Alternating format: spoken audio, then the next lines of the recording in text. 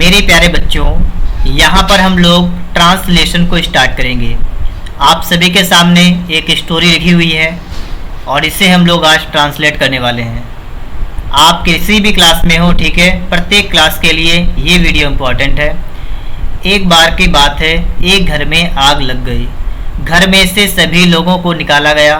मोहल्ले के कुछ लोग आग बुझाने में लग गए तो कुछ लोग सिर्फ देख रहे थे। उसी घर में एक चिड़िया का घोंसला भी था। स्टोरी काफ़ी बड़ी है, ठीक है, आप सिर्फ देख लीजिएगा, ठीक है। देखिएगा यहाँ पर, ये आपके सामने स्टोरी है।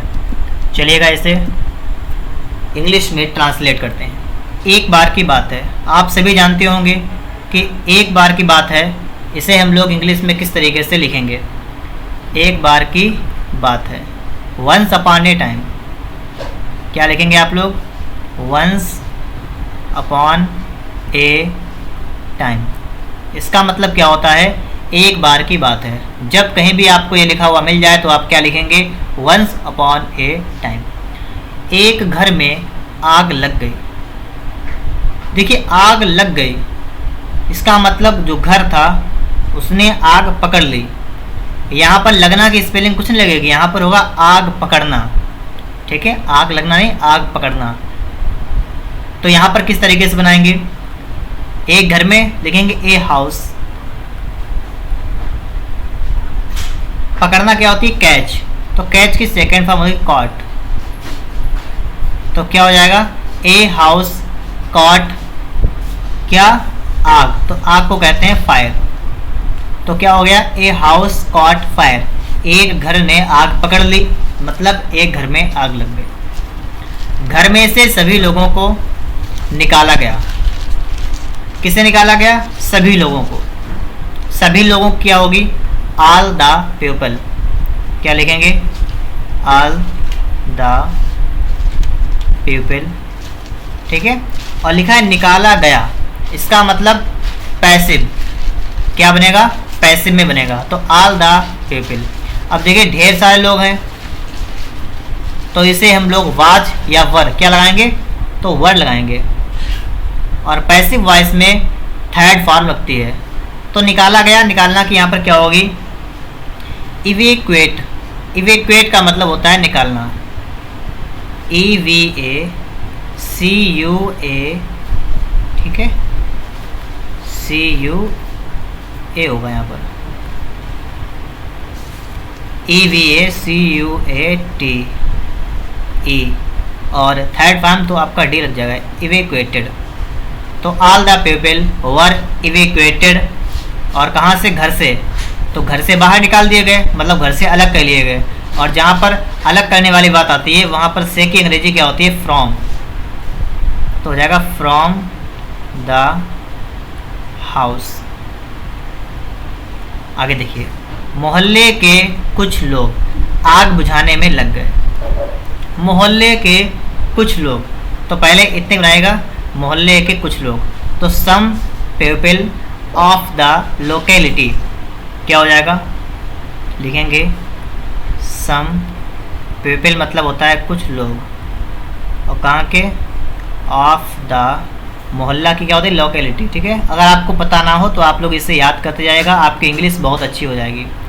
सम पीपल ऑफ द लोकेलिटी मतलब मोहल्ले के कुछ लोग। और क्या हुआ? आग बुझाने में लग गए। इसका मतलब इन्होंने आग बुझाना शुरू कर दिया। ध्यान रखिएगा, लग गए, यहाँ पर क्या हो जाएगा? शुरू कर दिया। तो आग बुझाना शुरू कर दिया, तो शुरू करना के लगाएंगे स्टार्ट किया, ठीक है, स्टार्टेड। और ध्यान रखिएगा, जब भी इस टाइप का वाक्य है, ठीक है, तो स्टार्ट से आप ना लेंगे, स्टार्ट लगा दीजिएगा यहाँ पर, या बिगिन होता है, ठीक है।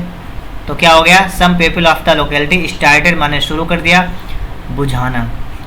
बुझाने की क्या होती है? एक्सटिंग्विश, ये होती है बुझाने की। तो क्या लिखेंगे? EXTINGUIS।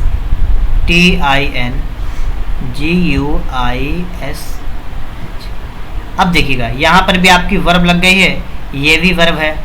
दो वर्ब आपकी एक साथ नहीं आती हैं, तो दूसरी वर्ब जो आपकी होती है, या तो आप टू के साथ लगाएंगे या इसमें ING लगाएंगे, तो आपका सही हो जाएगा। तो आप यहाँ लगा लेंगे एक्सटिंग्विशिंग, ठीक है। क्या लगाया मैंने? कि some people of the locality, मोहल्ले के कुछ लोग स्टार्टेड एक्सटिंग्विशन, मतलब इन्होंने अब आग बुझाना, मतलब बुझाना शुरू कर दिया। और आग बची है बेटी के, तो आग के लिए क्या लगाएंगे? The fire. ठीक है, आगे लिखा है तो कुछ लोग सिर्फ देख रहे थे। मतलब क्या है, जब मोहल्ले के कुछ लोग आग बुझाने में लग गए तब कुछ लोग देख रहे थे। तो इस तरीके से टाइम पीरियड की बात यहाँ पर चल रही है ना, कि उस समय जब कुछ लोग आग बुझा रहे थे तो कुछ लोग देख रहे थे।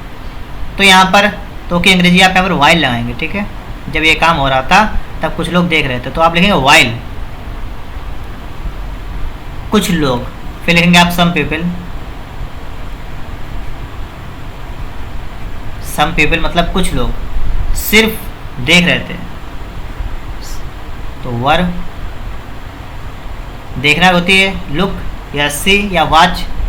तो लिखा है तो कुछ लोग सिर्फ, तो लिखेंगे while some people were just, और देखना की वॉच, वाचिंग निकालेंगे। ठीक है, मतलब कि जब कुछ लोग मोहल्ले के आग बुझा रहे थे तो कुछ लोग खाली देख रहे थे। तो लिख लिया है कि some people of the locality started extinguishing the fire while some people were just watching. उसी घर में एक चिड़िया का घोंसला भी था। आप चाहें तो इसे देर से बना सकते हैं, और चाहें तो एक चिड़िया का घोंसला, इतना आपको सब्जेक्ट लेना पड़ेगा। तो इसे यहाँ पर हम लोग देर से बना लेंगे। ठीक है, आसान रहेगा आपके लिए। क्या लिख लेंगे यहाँ पर? यहाँ लिखेंगे देयर वाज, क्रिया के बाद भी की अंग्रेजी लगेगी आल्सो। ठीक है, तो देयर वाज आल्सो क्या था? एक चिड़िया का घोंसला। तो ए बर्ड मतलब होता है चिड़िया, तो एपोस्ट्रोफी एस लगा लेंगे, हो जाएगा ए बर्ड्स नेस्ट। एक चिड़िया का घोंसला था उसी घर में, तो इन, ये कर लीजिएगा उसी घर है तो दैट हाउस, और चाहे तो आप लिख लें in the same house, in that house, तो भी आपका हो जाएगा। और अगर आपकी इच्छा है तो लिख लें इन द सेम हाउस, मतलब वही जिसकी बात हो रही है, उसी घर में आग लगी, उसी घर की बात हो रही है यहाँ पर। अब देखिए अगला पैराग्राफ हमारा यहाँ पर आ चुका है। स्टोरी थोड़ी सी बड़ी है, लेकिन अगर आप लोग समझेंगे अच्छी तरीके से तो आपको पूरी स्टोरी अच्छी तरीके से यहाँ पर समझ में आ जाएगी। ठीक है, या आप चाहें क्लास 6, 7, 8, 9, 10, 11, 12 यहाँ तक अगर आप लोग हैं तो पढ़ लीजिएगा, कोई समस्या आपको यहाँ पर नहीं होने वाली है, क्योंकि स्टोरी आपके एग्जाम में आती है। ठीक है, आगे देखिएगा। चिड़िया अपनी चोंच में थोड़ा पानी लाती और आग के ऊपर डाल देती। चिड़िया अपनी चोंच में थोड़ा पानी लाती, तो चिड़िया के क्या लगेंगे? The bird. ठीक है, अपनी चोंच में थोड़ा पानी लाते ही, इसे हम लोग बनाएंगे वुड से। ठीक है, वुड लगाएंगे यहाँ पर, would, WOULD। The word would bring, bring माने होता है लाना, और क्या लाते? थोड़ा पानी। थोड़ा पानी मतलब सम वाटर।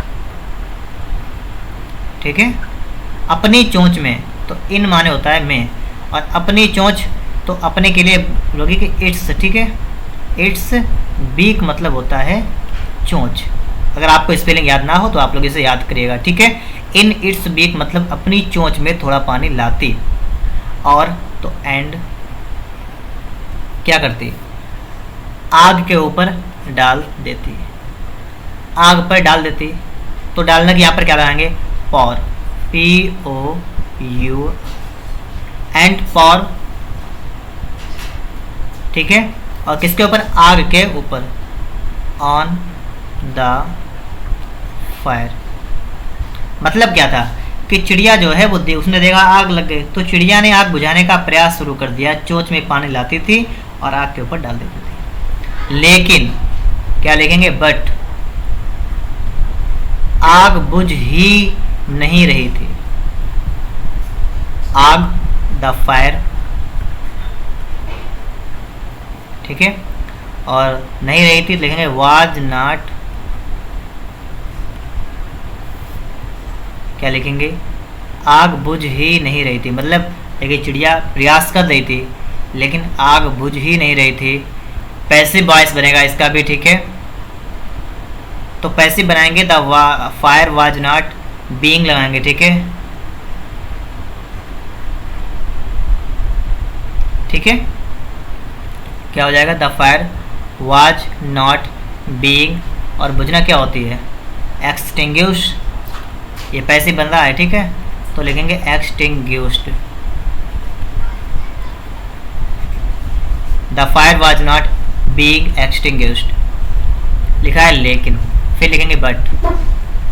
देखिए समझ लीजिए कहाँ कहाँ पर पैसिव बना रहे, कहाँ कहाँ पर एक्टिव बता रहे। मैं आपको बता भी रहा हूँ साथ साथ में, ताकि आप कंफ्यूज ना हो। लेकिन बट, चिड़िया भी नहीं रुक रही थी, ये आपका सिंपल बनेगा, ठीक है। चिड़िया लिखेंगे द बर्ड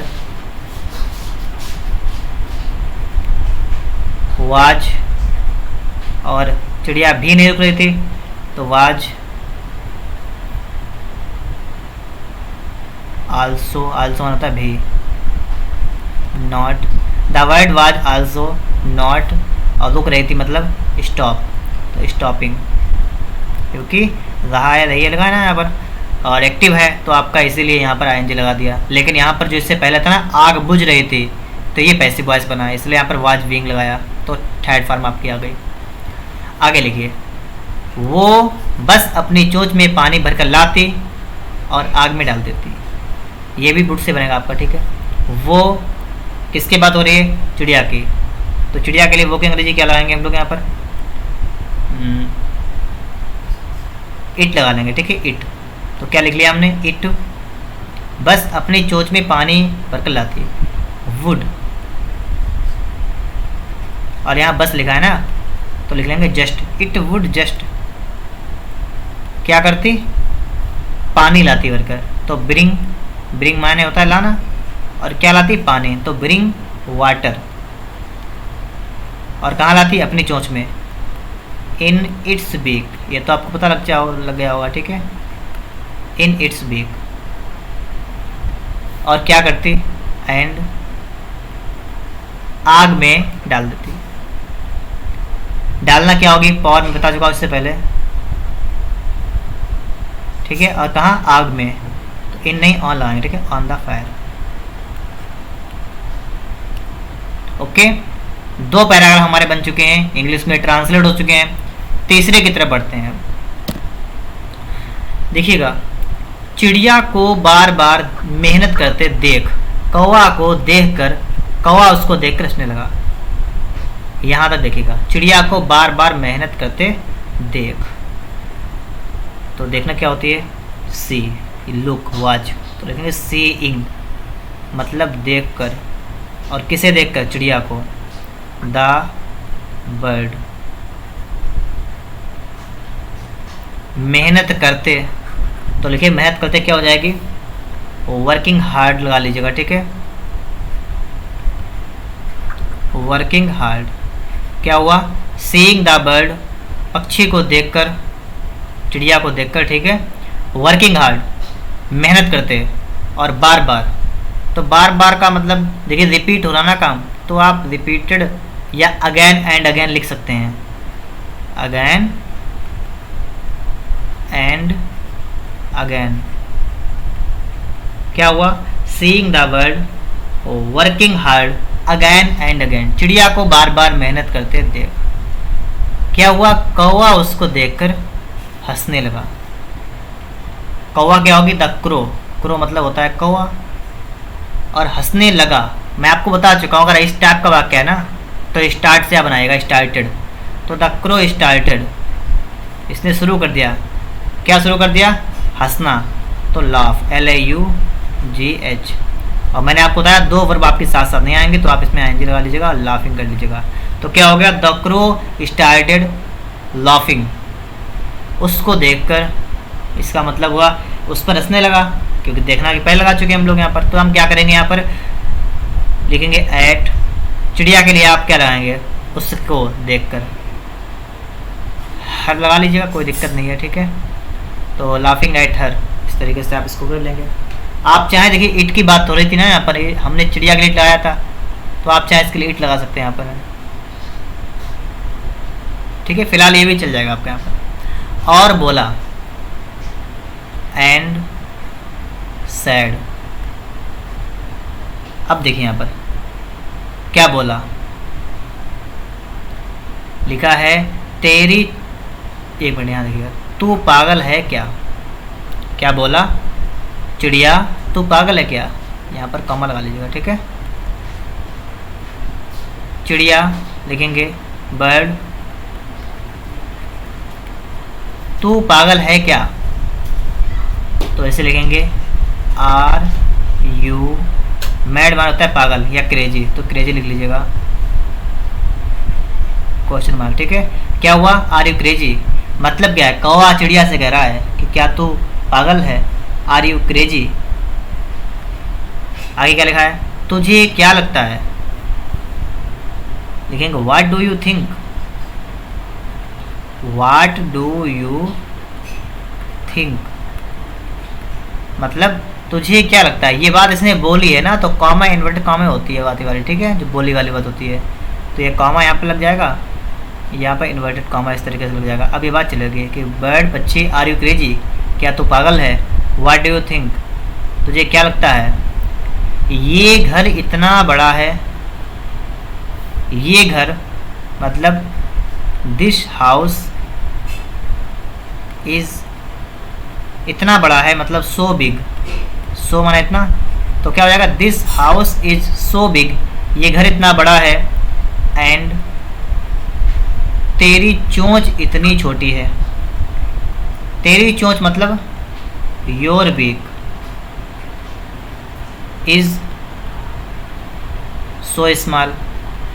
कौवा ये समझाने का प्रयास कर रहा है कि तू ये जो प्रयास कर रहा है ना बुझाने की, ये बेकार है, क्योंकि तेरी चोंच इतनी बड़ी है, उसमें कितना पानी आएगा, और तो इतना बड़ा घर कैसे बुझा पाएगी।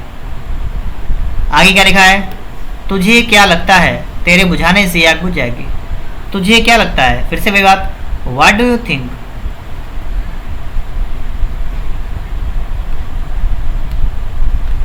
तुझे क्या लगता है, तेरे बुझाने से ये आग बुझ जाएगी। अब देखिए ये वाक्य आपका है, तेरे बुझाने से ये आग बुझ जाएगी, इसे हम थोड़ा देखेंगे तो ये हो जाएगा कि यदि तू इसे बुझाएगी तो क्या ये आग बुझ जाएगी, ये इफ से बनेगा ये वाला, ठीक है। क्या लिखेंगे, इफ यू, यदि तुम या तू, और इसे बुझाएगी, प्रेजेंट में आपका ये वाला बनेगा नहीं कि दोनों में गा गा गा आता है ना, प्रेजेंट और एक फ्यूचर बनता है, तो if you extinguish,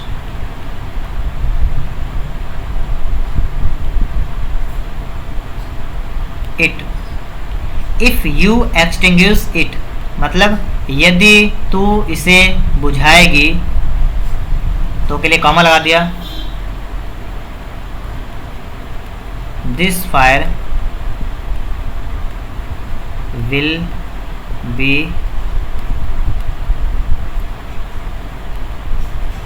extinguished, if you extinguish it this fire will be extinguished।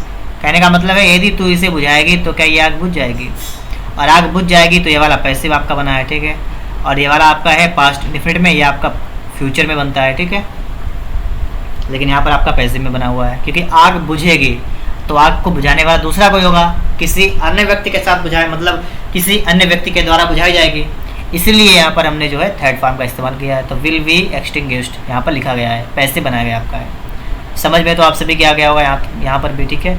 आगे देखिएगा, स्टोरी थोड़ी सी हार्ड है, लेकिन अगर आप ये स्टोरी सीख गए बनाना तो आपके लिए इंग्लिश सिंपल हो जाएगी बिल्कुल।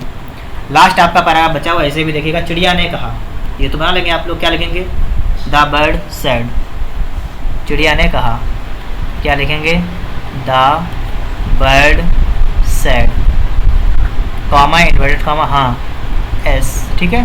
मैं जानती हूँ, आई नो दैट, की होती है डैट, ठीक है, मेरे बुझाने से ये आग नहीं बुझेगी। क्या आ गया, मेरे बुझाने से ये आग नहीं बुझेगी, मेरे बुझाने से ये आग नहीं बुझेगी, तो ये आग नहीं बुझेगी, दैट दिस फायर, नहीं बुझेगी ना, तो विल नॉट बी, ठीक है, पैसे बना रहे हैं, will not be extinguished.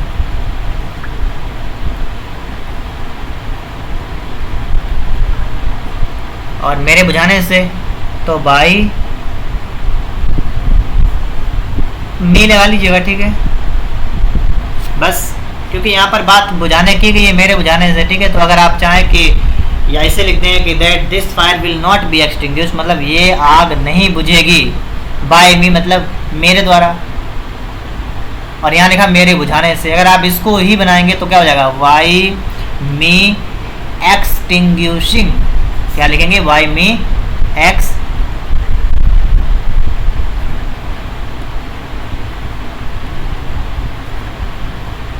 It, ये आपका पूरा बनेगा। अगर आप चाहें तो मी तक कर लें तो भी आपका गलत नहीं होगा, ठीक है, क्योंकि यहाँ पर बुझाने की इंग्लिश बार बार आ रही है, यहाँ पर भी आपका लिखा है, आप नहीं बुझेगी, और यहाँ पर फिर से वही बात आ गई। अगर आप चाहें तो बाय मी पर रोक देंगे तो भी सही रहेगा, ठीक है। आई नो, मैं जानता हूँ या मैं जानती हूँ, दैट माने कि, दिस फायर, ये आग, विल नॉट बी एक्सटिंग्विश्ड, नहीं बुझेगी, बाय मी, मेरे द्वारा, एक्सटिंग्विशिंग मतलब बुझाने से, मतलब अगर मैं बुझाऊंगी तो भी आग नहीं बुझेगी, ये बात चिड़िया को पता है। लेकिन बट जब भी इस आग के बारे में बात होगी, जब भी मतलब जब कभी, तो उसकी क्या होती है, व्हेनेवर,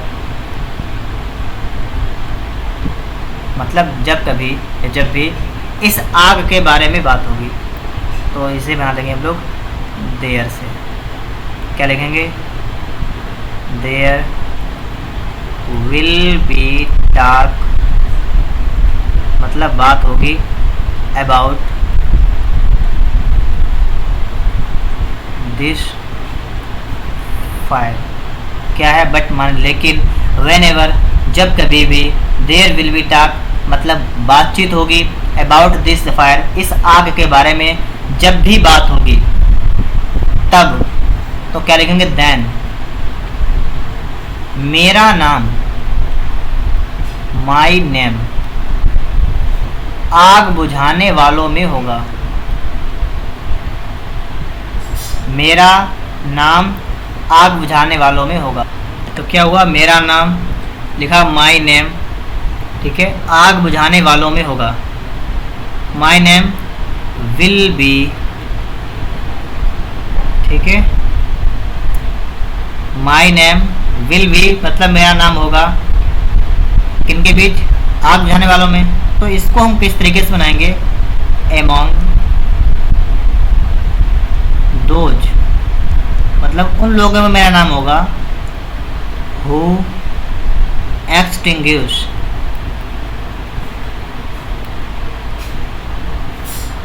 द फायर। बात को समझिए आप, मेरा नाम मतलब माई नेम, विल बी मतलब होगा, एमंग दोज उन लोगों में, हु एक्सटिंग्विश द फायर जिन्होंने आग बुझाई। इसका मतलब हुआ कि मेरा नाम उन लोगों में होगा जिन्होंने आग बुझाई, और इसी को हम हिंदी में कह सकते हैं कि मेरा नाम आग बुझाने वालों में होगा। बात को समझिएगा। और एंड तेरा नाम, योर नेम, ठीक है, बिल्कुल ऐसे बनाएगा, क्या बनाएंगे, योर नेम मतलब तुम्हारा नाम, विल बी एमंग दोज, ठीक है, हु। अब यहां पर क्या, तमाशा देखना, हु वाच द स्पेक्टिकल,